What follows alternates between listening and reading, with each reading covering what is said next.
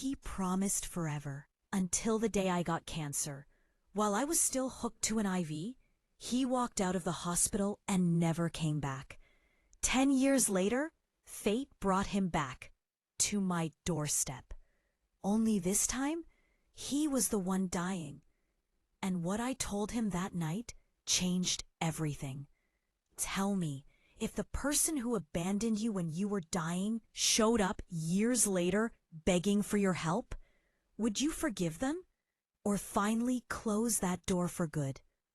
It's strange, the things you remember when your world collapses.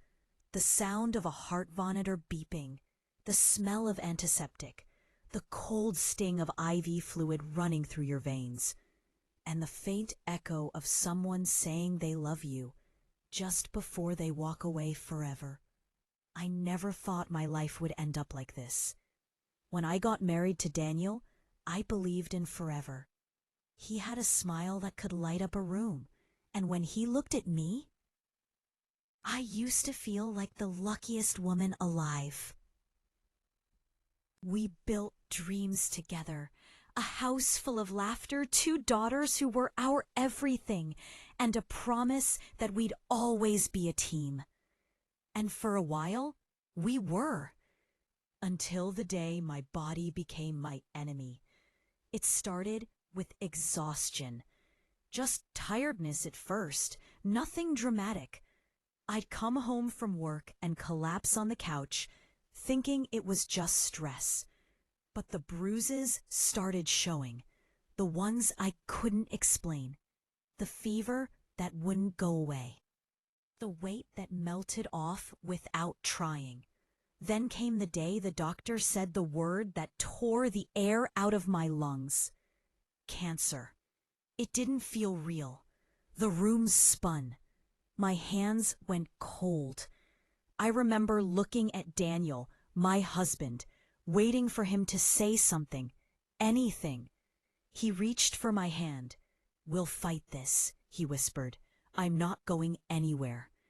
And for a while, I believed him. The first few weeks were chaos. Hospital visits, scans, test results, the endless paperwork. But through it all, I held on to the promise that he'd stay, that we'd fight together. Then reality set in. Chemotherapy is not kind. It strips you, not just your hair, but your pride, your strength, your sense of who you are. I remember staring at my reflection the morning I started losing my hair. Daniel walked in, paused at the doorway, and for a second, just stared. I forced a smile. "Guess I'll need to learn some new hairstyles." He didn't laugh. He turned away. That was the first crack. The next one came during my 3rd chemo session. I remember sitting in the hospital chair, feeling weak, my hand clutching the blanket they gave me. I kept looking at the door, expecting him to walk in. He didn't. I texted him, "Hey, are you on your way?" No reply. Hours passed. The nurse, kind and soft-spoken, tried to distract me with small talk, but all I could think was, maybe he's busy. Maybe he'll come later. He never did. That night, I came home to an empty house. His shoes were gone. His side of the closet, empty. The wedding photo that used to hang above our bed, gone too. He left a note, just a few lines, written hastily on a torn piece of paper. "I can't do this anymore. You deserve someone stronger. Please understand. Please understand." As if there was anything to understand about being abandoned while hooked to an IV. The next morning, I called him. Again and again, straight to voicemail. By the 3rd day, I found out from a mutual friend that he'd moved in with someone else. My best friend, Claire, the same woman who held my hand in the hospital, who promised to help me through it. My best friend. I remember sitting on the edge of my bed, holding the phone, shaking. I didn't cry, not at first. I think I was too stunned to even feel. But when my daughters, Emma and Lily, walked in, asking why Daddy hadn't come home, something inside me broke in a way that never truly healed. Daddy had to go away for a while, I said softly, forcing a smile that didn't reach my eyes. They believed me. Kids always believe the people they love. Days turned into weeks. Medical bills piled up, rent notices, late fees. I sold jewelry, furniture, anything of value. Every knock on the door made my heart race, afraid it was the landlord coming to throw us out. One afternoon, I came home from work, weak, dizzy, still in pain from my last chemo, and found the eviction notice taped to the front door. I tore it off, crumpled it in my hand, and sank to the floor. Emma, only 10 at the time, knelt beside me. "Mommy, are we going to be okay?" I wanted to tell her yes, that everything would be fine. But lies catch in your throat when you've run out of hope. I hugged her instead. "We'll try our best, baby. We'll try." That night it rained. Hard. The kind of rain that feels like the world is weeping with you. I stood outside, holding both my girls, watching the house that used to be our home. The house Daniel and I lived together even before the girls came. No umbrella, no coat, just the three of us, drenched and shaking. I remember whispering, "We'll start again. Somehow, it's strange how rock bottom can be both the end and the beginning." For months, I bounced between hospital visits and part-time jobs. My body ached constantly, but stopping wasn't an option. I cleaned offices at night, worked as a cashier by day. Some days I could barely stand, but when my girls looked at me, I found the strength to keep moving. One evening, as I scrubbed the floors of a diner after closing, I felt the room spin. I barely made it to the restroom before throwing up. My reflection in the mirror didn't even look like me anymore. Pale skin, sunken eyes, scarf wrapped around bald head. The bathroom door creaked open. It was the night manager, a woman named Mrs. Foster. She looked at me, concerned. "Are you okay, sweetheart?" I forced a weak laugh. "Just tired." She frowned. "You're sick, aren't you?" My heart pounded. "Please don't fire me. I need this job." Her eyes softened. She sighed, then said quietly, "You remind me of my sister. She fought cancer too. She didn't fire me. Instead, she gave me fewer night shifts and sometimes slipped me extra food to take home for the girls. That kindness saved us more than once. But the world has a way of testing your strength, even when you think you've proven enough."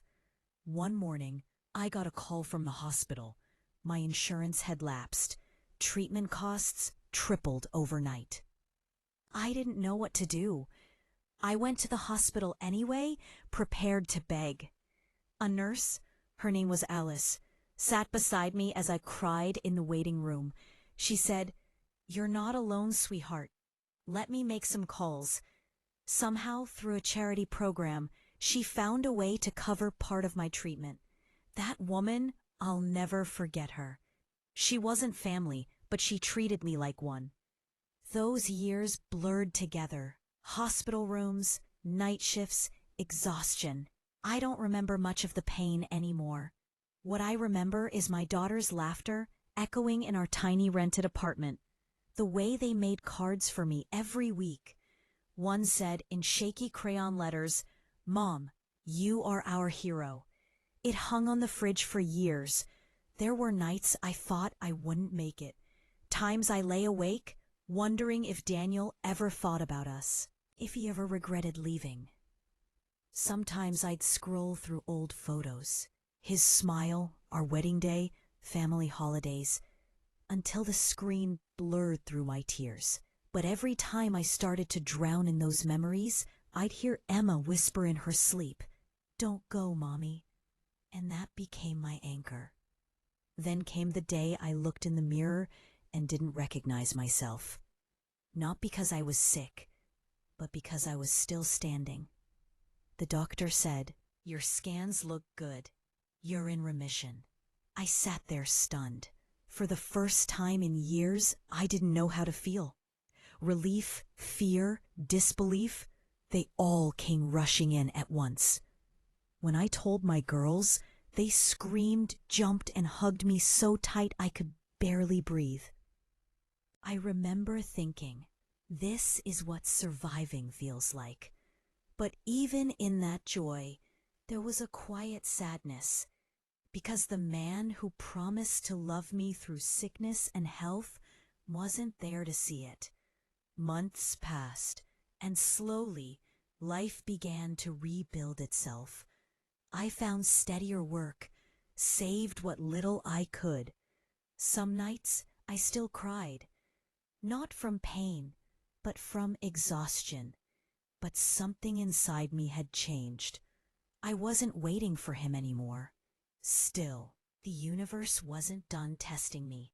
One afternoon, years after he left, I got a call from a mutual acquaintance. Daniel and Claire, the woman he left me for, had opened a small restaurant together in town. I don't know why I went. Maybe to see for myself. Maybe to prove I didn't care. When I got there, I parked across the street. From my car, I saw him, older but still familiar, laughing with customers, his arm around Claire's waist. They looked happy. I sat there for a long time, clutching the steering wheel, feeling the sting in my chest. Then I started the engine and drove away. That night, I made myself a promise. I would never let that pain define me again. But what I didn't know, what none of us ever know, is that life has a way of circling back. And sometimes it brings ghosts to your doorstep. Sometimes survival isn't about fighting back. It's about enduring, one breath, one step, one sunrise at a time. After Daniel left, time didn't move the same. Days bled into nights, and nights stretched endlessly, like a shadow that refused to fade. But something strange happened along the way. Pain began to lose its power. It stopped being a storm and became background noise, always there, but no longer in control. I started working full-time at a cleaning company. The pay was barely enough, but it was steady. The woman who hired me, Mrs. Green, didn't ask questions about my past. Maybe she saw the tiredness in my eyes and decided mercy was enough. The jobs weren't glamorous. Office lobbies, restaurants, sometimes private homes. But each day I worked, I felt a tiny piece of myself returning. One evening, as I scrubbed a marble floor in a luxury house, the owner, a man in an expensive suit, walked in. He frowned when he saw me. "Didn't I tell you to finish this by 5?" I froze, glancing at the clock. It was 5:07. "I'm almost done, sir. "Almost doesn't count," he snapped. "Next time, learn to manage your time." He turned and left. I stood there for a moment, tears welling up. But then I wiped them away. There was a time I'd have apologized, maybe begged to keep the job. Not anymore.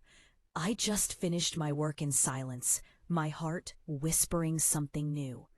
You've survived worse than his words. That night, when I came home, my daughters surprised me. They'd made dinner, spaghetti and overcooked meatballs. The table was set with mismatched plates, and there were candles made from birthday leftovers. Emma grinned. "We wanted to celebrate." "Celebrate what?" I asked. Lily, the younger one, said proudly, "You didn't cry today." I laughed. Actually laughed for the first time in months. We ate together, talking about school, music, dreams. In that small apartment, surrounded by laughter and cheap candles, I realized maybe this was enough. Maybe enough was all I needed. Over time, I got stronger. My body healed. My energy came back little by little. But the real change wasn't physical. It was in how I saw myself. Every scar on my skin became a reminder that I had endured what should have broken me. Every early morning shift, every bill I managed to pay, they became quiet victories. And then one day, something unexpected happened. Mrs. Green called me into her office. "You've been with us for almost 3 years," she said, looking at a file on her desk. "Clients keep requesting you. You're reliable, careful, and you have a good eye. How would you feel about supervising a few teams?" I blinked. "Supervising?" She smiled.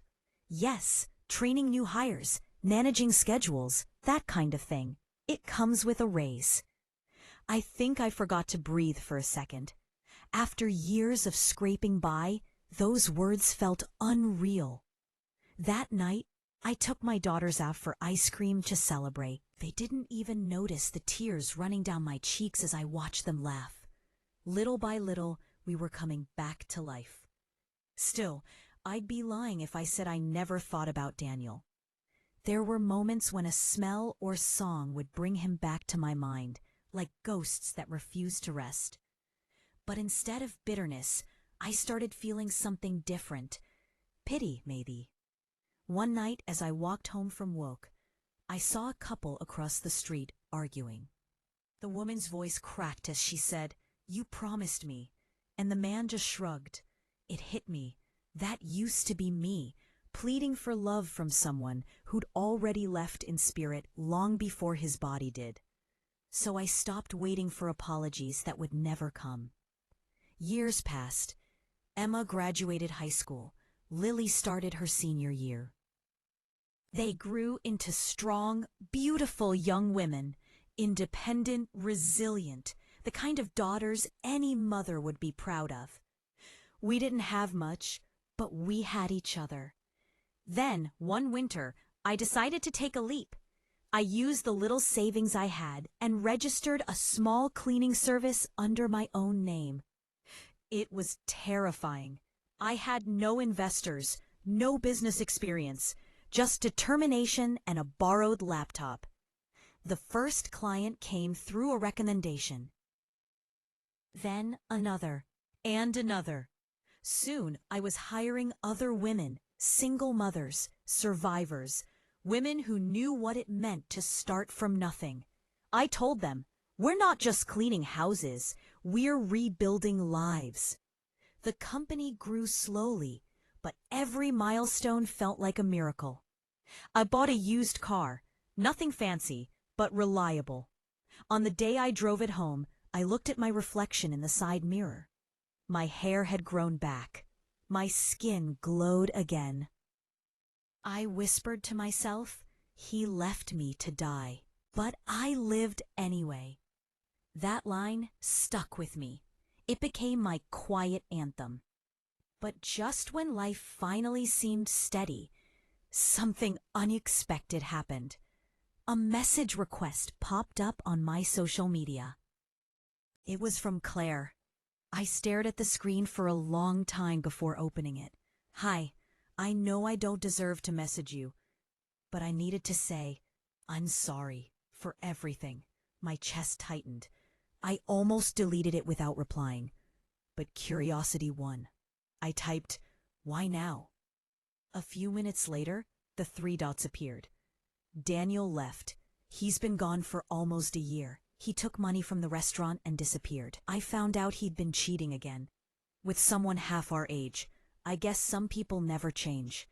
I sat there in silence, rereading the message over and over. For a second, I thought I'd feel satisfaction, maybe even joy. But what I felt was nothing. Just a calm, quiet emptiness. I typed back, "I hope you heal." Then I blocked her. That was the day I realized revenge wasn't about getting even. It was about finally not caring.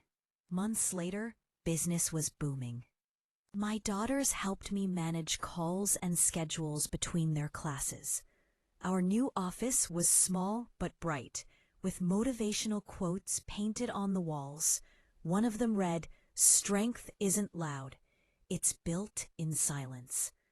Clients adored us.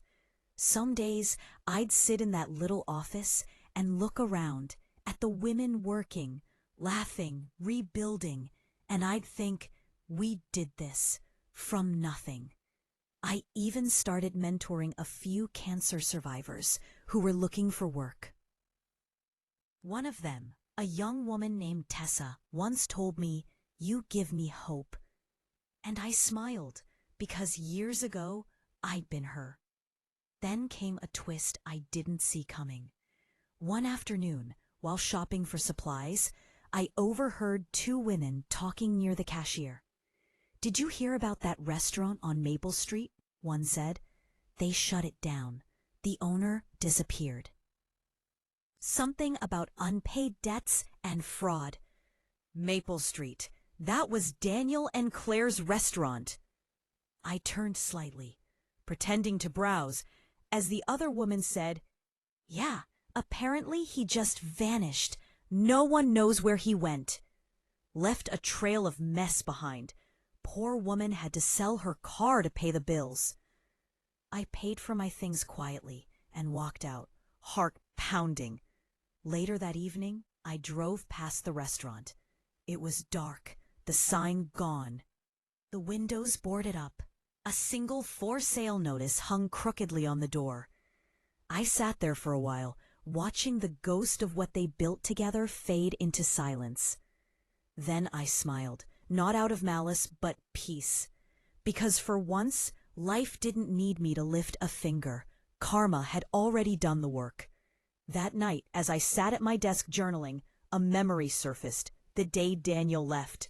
The note, the silence, the pain. And for the first time, I felt grateful for it. If he hadn't walked away, I might never have discovered how strong I could be. Still, something deep down whispered that the story wasn't over yet. Because sometimes life gives you a full circle, and it always comes knocking when you least expect it. Months later, I was at home late one evening, finishing invoices, when I heard Emma call from the kitchen. "Mom, someone's at the door." I glanced at the clock. 9:47 p.m. Strange hour for visitors. "Who is it?" I asked. She peeked through the curtain. Some guy. Looks rough." I stood up slowly, heart thudding. When I reached the door, I hesitated for a second before opening it. And there he was. Daniel. Older, thinner. His once neatly trimmed beard had turned gray and scruffy. His clothes were wrinkled, his eyes hollow. For a moment, I thought I was imagining him. He looked at me, really looked, and whispered, "Hi, Anna." My name on his lips sounded foreign. I didn't say anything, just stared. He coughed, a deep, rough sound. I didn't know where else to go. Behind him was a small duffel bag. His hands were trembling. I said quietly, "Why are you here?" His voice broke. "I'm sick." I almost laughed, not because it was funny, but because of the irony that hit like lightning. He continued, I have nowhere to stay. Claire's gone. Everyone's gone." My pulse quickened. The memories came flooding back. The hospital, the note, the rain, the nights I thought I wouldn't make it. For a moment, I couldn't breathe. "Claire is gone, or you left her. You coward." He looked around nervously. "I thought maybe you'd help me, just for a while, until I get back on my feet." And there it was, the full circle. The man who once said, "I can't do this anymore," now stood on my porch, asking for mercy. Behind me, Emma's voice called softly, "Mom, who is it?" He froze. His eyes widened when he saw her step into the light. She wasn't a little girl anymore. She was a confident young woman, her mother's strength in her eyes. "Dad?" she whispered, disbelief mixing with anger. He swallowed hard, tears forming. "Emma, you've grown so much." She didn't reply. She just looked at him, then turned to me. "Do you want me to call someone?" Her tone was protective. I shook my head slowly. "It's fine." Then I looked back at him. "You left when I needed love," I said quietly. "Don't expect it now that you need mercy." His face crumpled. "Anna, please. I made mistakes. I was scared." "So was I said. But I didn't run." We stood there, silence heavy between us. Finally, I took a step back, not forward, not to invite him in, but to close the door gently. He lowered his head, eyes glistening. "Please," he whispered. I shook my head. "Goodbye, Daniel." The door clicked shut. And for the first time in 10 years, the silence didn't hurt. It healed. That night, after he was gone, I sat by my window, the moonlight spilling across my journal. I wrote only one sentence: "Peace isn't found in revenge. It's found in letting go." Then I looked over at Emma and Lily, sleeping peacefully in their rooms, and smiled. Love hadn't abandoned me, after all. It had just changed faces. The night after Daniel came to my door, I barely slept. The rain had stopped, but the world outside still looked washed out, gray, heavy, waiting for something. I sat by my window for hours, replaying every word, every look, every memory I thought I'd buried years ago. For the first time in 10 years, he wasn't just a ghost from the past. He was real again. Fragile, human. And that's what hurt the most. Because it's easier to hate a memory than to pity a person. When I finally closed my eyes, I dreamed of our old house, the one we lost. But in the dream, the walls were crumbling, and the sound of his footsteps echoed down empty hallways. When I woke up, the sun was rising, soft, golden, gentle, the kind of morning that makes you believe new beginnings are possible. Emma was already in the kitchen, making coffee. She glanced up as I walked in. "Did you sleep?" she asked. "Not really." She hesitated, then said, "He looked bad, Mom, like really bad." I nodded. "I know. What are you going to do?" The question lingered in the air like a challenge. "I already did it," I said quietly. She frowned. "You mean shutting the door?" "Yes." She studied me for a long time, then said something that caught me off guard. "I thought maybe you'd let him in." I looked at her. "After everything he did?" She shrugged, looking down. "I don't know. You always taught us forgiveness makes you stronger." That stung a little, because she was right, at least partly. But forgiveness and access aren't the same thing. I reached out, touched her hand gently. "Sweetheart, forgiveness doesn't always mean opening the door. Sometimes it means closing it without hate." She nodded slowly, but I could see the conflict in her eyes, the same one I'd felt for years, the tug between compassion and self-respect. Before she left for work, she said quietly, "You're stronger than I'll ever be." I smiled faintly. "You already are." Later that morning, I decided to go to the office early. The air felt clearer somehow, like the storm had passed not just outside, but inside me too. My employees greeted me with smiles, unaware of the night that had just unfolded. We discussed contracts, clients, invoices, ordinary things that suddenly felt extraordinary because I realized how far I'd come from that hospital bed 10 years ago. At lunch, I stepped outside for fresh air. That's when I saw it, an envelope sticking out of my car windshield. My heart skipped. There was no name on it, just a single folded sheet of paper inside.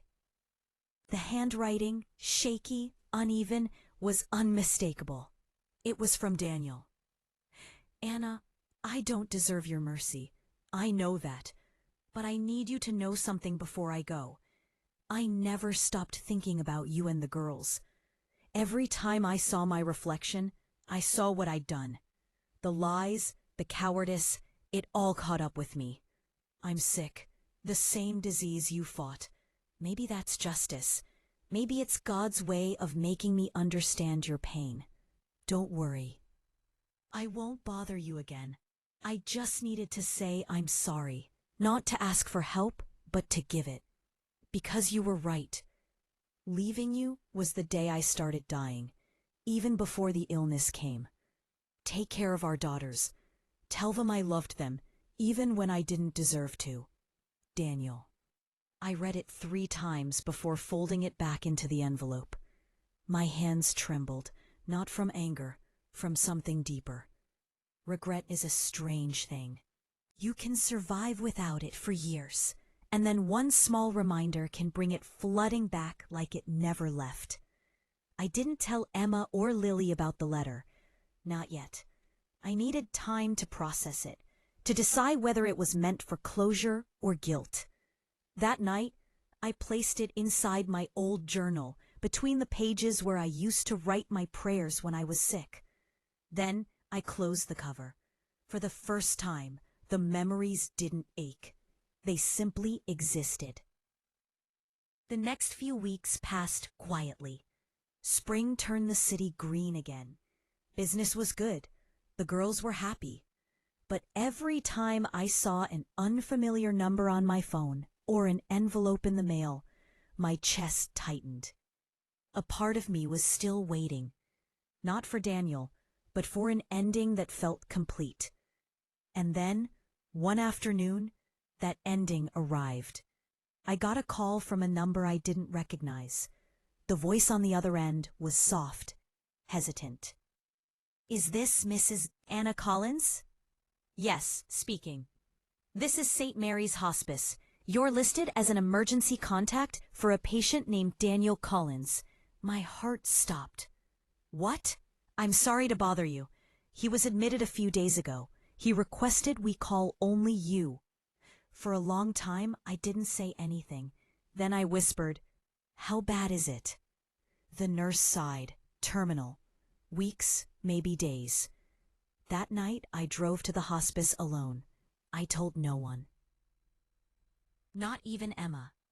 The building was quiet, with low lighting and the faint smell of disinfectant that took me right back to my chemo days. Each step down the hallway felt like walking into a forgotten part of my past. When I reached his room, I stopped at the doorway. Daniel lay on the bed, frail and pale. His eyes were closed, his chest rising shallowly. The man who once towered with confidence now looked like a child lost in his own body. I almost turned around. Then he stirred, whispering, "Anna?" I froze. He blinked slowly, his gaze finding me, and for a brief moment I saw recognition, relief even. "You came," he said weakly. "I shouldn't have," I replied, though my voice trembled. "I know." He coughed, grimacing.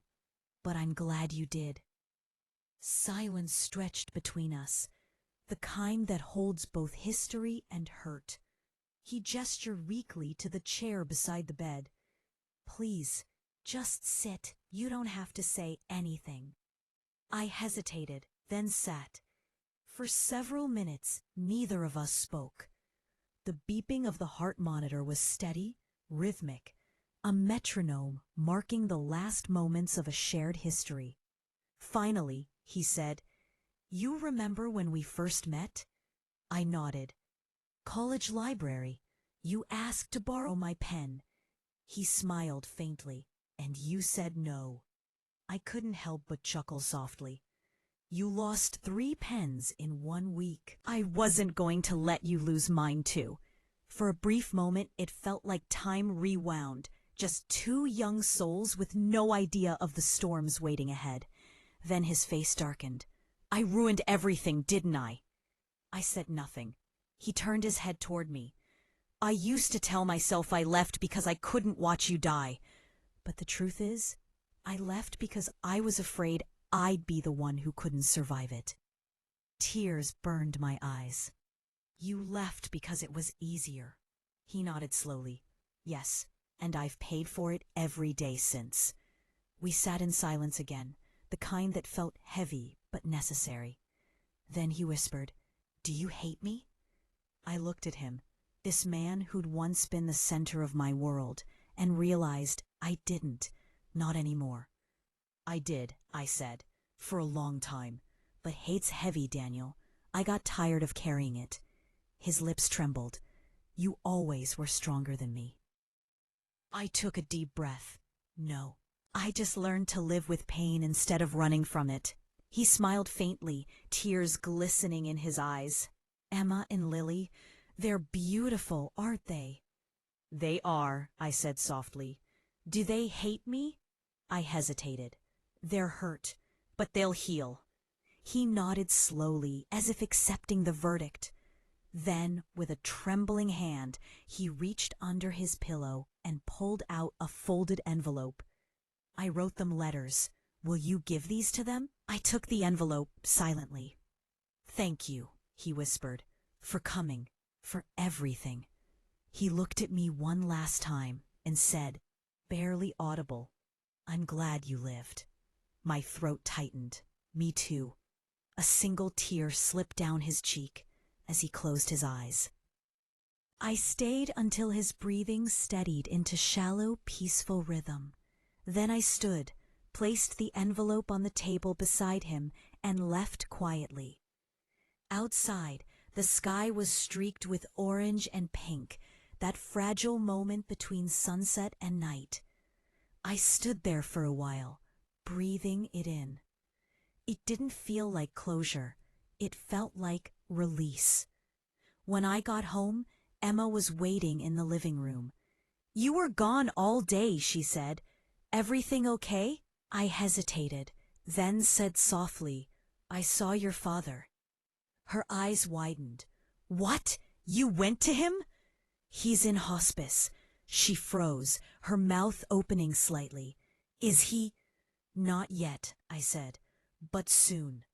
She sat down, speechless. For a long time, neither of us spoke.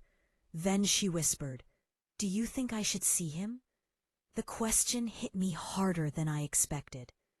I think, I said slowly, that forgiveness isn't for him, it's for you.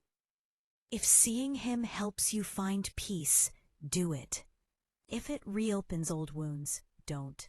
She nodded, her eyes glistening. I'll think about it. Later that night, I found her standing by the door, coat in hand. Are you sure? I asked. She nodded. I just need to say what I never could. I smiled faintly. Then go. She hugged me tightly. Thank you for not letting the past define us. As she walked away into the night, I whispered to myself, it never could. The next morning, I got a call from the hospice. Daniel had passed peacefully during the night. I didn't cry, not out of coldness, but because all my tears had already been shed years ago. Later that week, I found out Emma had made it there in time. She told me they spoke, not much, but enough. He said he was proud of us, she whispered. He said he watched from afar, even when he didn't have the courage to reach out. Then she added, he asked if you were happy. I smiled softly. You can tell him I am. She looked confused. But he's... I know, I said. He heard it anyway. A week later arrived in the mail addressed to me. No return address, just my name. Inside was a document from the hospice. Daniel had listed me and the girls as beneficiaries for the small insurance policy he still had. It wasn't much, just enough to cover college expenses and a little more. He'd written one last note attached to it. For the family I failed, and the woman who taught me what real strength looks like. I stared at it for a long time. Then I folded it carefully, placed it next to the first note he'd left years ago, the one that said, I can't do this anymore.